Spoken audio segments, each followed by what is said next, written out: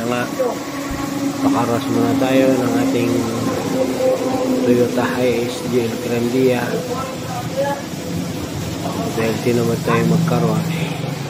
Pakaras muna tayo dito sa mga guwapong nagkakarwash. So, magpapa-underwash ako ngayon, papawax, 2.0 underwash. Dito lang yan sa Lakay Rent-A-Car, sa Mangga, corner ng Mangga Street at Highway, National Highway, dito sa Nara, Palawan. So meron din sila dito ng mga sasakyan na pinaparentahan, Toyota, Vios, Wigo, Ertiga. So iba't ibang klase ng mga sasakyan. So kung gusto nyo mag-rent, meron sila dito, 24 hours yan. So yun na nga, pakaras muna tayo para naman malinisan ng ating underwash dahil matagal-tagal na rin yan na hindi na underwash. So tinamad tayo magkarwash, magpakarwash muna tayo. Buti naman hindi ngayon ulan, medyo nag-araw, magandang panahon ngayong araw na ito. So yun, nung inumpisa na nila underwash, inuna nila sa underwash. Malakas itong pusit nila. Malakas din pala yan, no? Malakas din underwash nila. Okay. Tinututukan nila yung ilalim. So sabi ng may-ari, bibili raw sila ng lifter pero habang wala pa, so yan muna ang kanilang pang car wash, yung sinusuksok sa ilalim. So, napakalakas niyan, talagang malalaglag ang mga dumi, mga putik sa ilalim. So kailangan na underwash ang ating mga sasakyan para hindi siya kalawangin. Kaya yung iba pinapa-undercoat nila para hindi naman kalawangin ng ilalim. Napaka-importante ng ilalim ng sasakyan. Ayan, in-underwash nila ng mahusay kahit pa paano. Napakaganda, napakalakas ng pusit nila na ito. Grabe, ngayon lang ako nakakita niyan. Hindi na kailangang iakyat pa dahil meron sila pang suksok sa ilalim.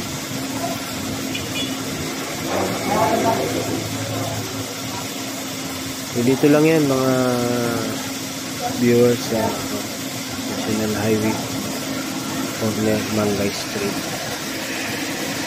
na Palawan. So itong GL natin, pinakarwas natin dahil medyo kumanda ang araw ngayon, saka tinamad tayo magkaroon. So yan, tatlo sila, sabay-sabay sila na magkaroon.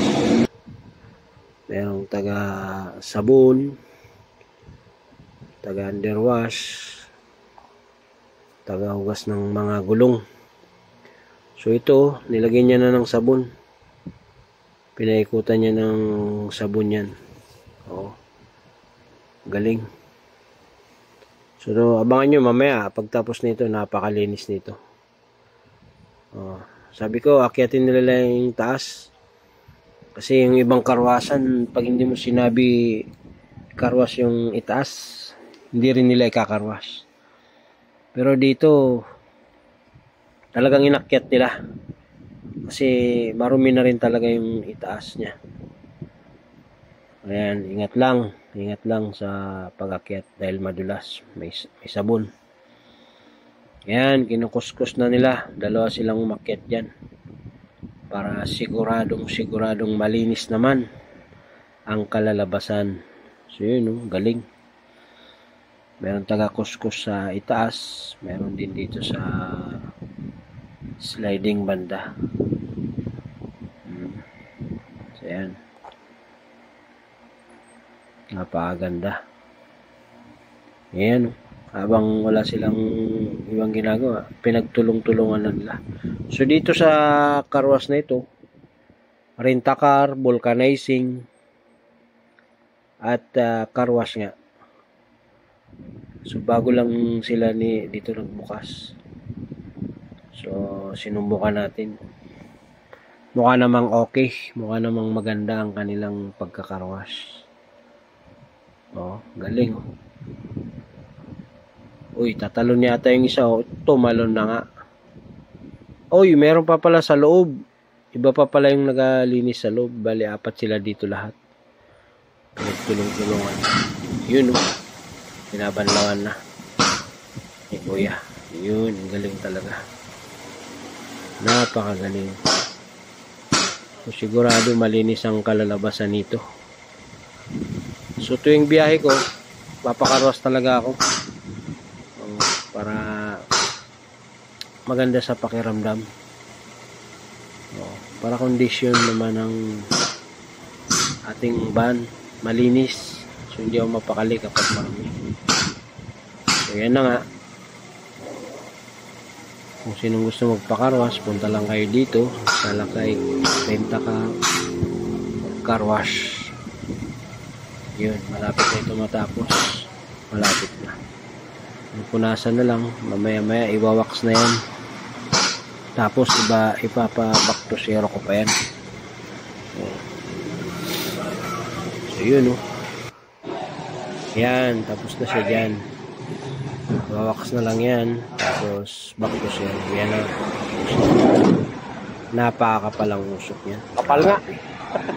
Hindi ako lang, sir, sa ilalim. Siya mismo nag-back to zero, si Sir Castro.